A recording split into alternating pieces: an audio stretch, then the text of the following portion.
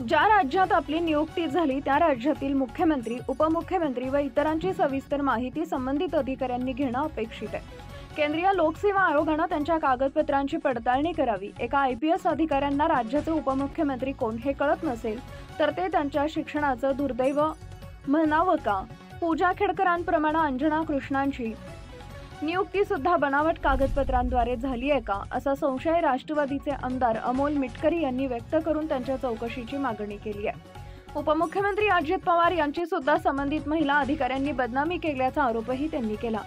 सोलापूर कुर्डू गावातील मुरुम उपसा करत असताना महिला पोलीस उपअधीक्षक अंजना कृष्णा यांनी कारवाई केल्यानंतर येथील एका कार्यकर्त्यानं थेट अजित पवारांशी भ्रमणध्वनीवरून संपर्क साधला।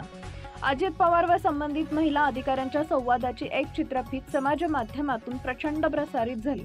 त्या चित्रफितीतील संभाषणावरून राज्यात वाद निर्माण झाला। या प्रकरणात राष्ट्रवादीचे आमदार अमोल मिटकरी यांनी अजित पवारांची पाठराखण करत संबंधित महिला अधिकाऱ्यांवर टीका केली। ते म्हणाले, महिला पोलीस उपअधीक्षक अंजना कृष्णा यांची वागणूक अयोग्य आहे। त्यांनी मुख्यमंत्री अजित पवार यांची बदनामी केली। IPS अधिकाऱ्यांना नियुक्त झालेल्या राज्यातील उपमुख्यमंत्र्यांची माहिती नसेल तर त्यांच्या शिक्षणावर संशय येत आहे। पूजा खेडकरच्या धर्तीवर केंद्रीय लोकसेवा आयोगाने त्यांच्या कागदपत्रांची तपासणी करावी। यासाठी आयोगाला पत्र पाठवले। चौकशी करून तत्काळ निलंबित करावे। नियुक्तीमध्ये मोठ्या प्रमाणात घोळ असू शकतो। संविधानानुसार सर्वांना समान अधिकार आहेत। त्या महिला अधिकाऱ्यांनी राज्याच्या उपमुख्यमंत्र्यांचा अवमान केला, त्याचं काय, असा प्रश्न देखील मिटकरी यांनी उपस्थित केलाय।